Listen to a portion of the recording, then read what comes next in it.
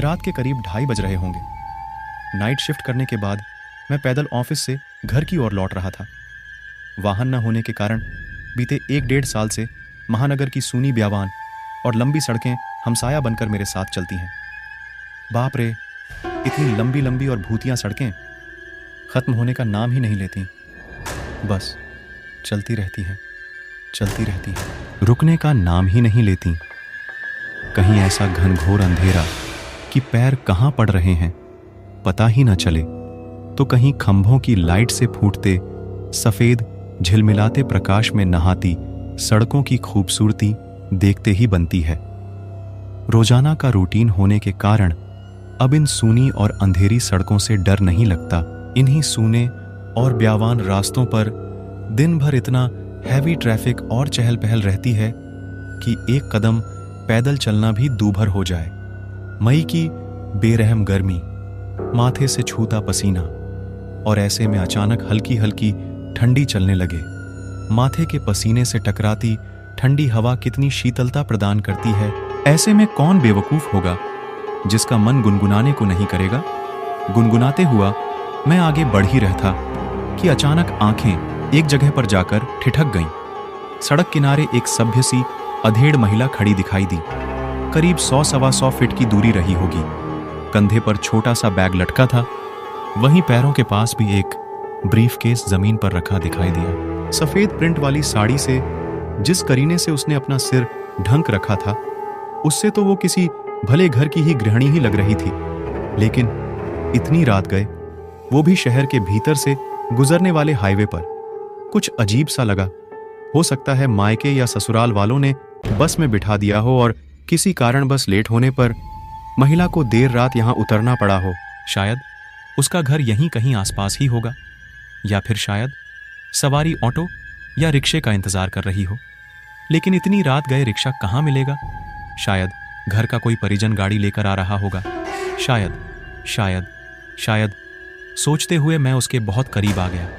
नजरों से नजरें टकराई, मगर वो जरा भी नहीं झेपी। मेरी आंखों में बराबर देखती रही। भय का नामो निशान तक नहीं, वरना इतनी अंधेरी और सूनी रात में एक अकेली महिला, कम से कम मुझ जैसे मवाली सरीखे इंसान को देखकर तो डर ही जाए। लेकिन वो तो लगातार घूरती रही। चेहरे पर न कोई हाव न कोई भाव। हां, होठों पर मुस्कान बराबर जमी रही। मैं ही झेप गया। मुझे ही नजरें हटाना पड़ा, कहीं ऐसी वैसी तो नहीं। फिर एकदम से सिर झटक दिया। होगी कोई, मुझे क्या लेना देना। मैं तेजी से कदम बढ़ाता हुआ अनजान महिला को क्रॉस कर गया। अनजाने डर और शर्म के मारे मैंने फिर पलटकर नहीं देखा। न जाने वो क्या सोच बैठे। चलते चलते मैं दूसरी सड़क पर आ पहुंचा। अब वो सड़क और महिला पूरी तरह से ओझल हो चुकी थी। कहीं कोई भूत वूत तो नहीं थी। थोड़ी देर पहले भला लगने वाला रास्ता अब भयभीत करने लगा था। मैं जल्दी जल्दी अपने घर पहुंच जाना चाहता था। इसी तारतम्य में चाल में गजब की तेजी आ गई और बड़े बड़े डग भरने लगा। करीब 1.25 किमी ही चला था कि अचानक मुंह से चीख से निकल गई। वो महिला करीब 100 गज दूर उसके सामने सड़क किनारे ठीक उसी ढंग से खड़ी दिखाई दी। कंधे पर बैग और जमीन पर ब्रीफकेस। ये कब यहां आ गई? एक ही रास्ता तो है। न कोई गाड़ी निकली और न ही वह पैदल दौड़ती हुई मुझसे आगे निकल गई। मेरा पूरा शरीर मारे डर के पसीने से तरबतर हो गया। लगा कि आज की रात आखिरी रात है। वो भूतिया औरत कुछ देर में मुझे चबा चबा कर खा जाएगी। मैं बेतहाशा भागा, इतनी तेज कि पता ही नहीं चला कि वो औरत कब पीछे रह गई। भागता रहा और सीधे घर पर जाकर ही रुका।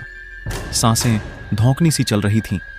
घर के बाहर ही कुछ पल खड़ा रहकर अपनी सांसों पर कंट्रोल किया। अगले दिन शाम करीब 5 बजे ऑफिस पहुंच गया। एक बुजुर्ग कर्मचारी को रात का सारा घटनाक्रम सुना डाला। हंसते हुए बोले, नूर चचा, अरे कहीं बूचड़खाने के पास की बात नहीं कर रहा? बूचड़खाना? मैं बुदबुदाया। हाँ, बूचड़खाना, स्लाटर हाउस, जहां जानवर कटते हैं। बेटा, वो सड़क बहुत खतरनाक है, बहुत हादसे होते हैं वहां। तेज रफ्तार बड़ी गाड़ियों ने बहुत सारे लोगों को कुचला है। सुना है कि कई साल बस का इंतजार कर रही एक औरत को भी एक ट्रक ने रौंद डाला था।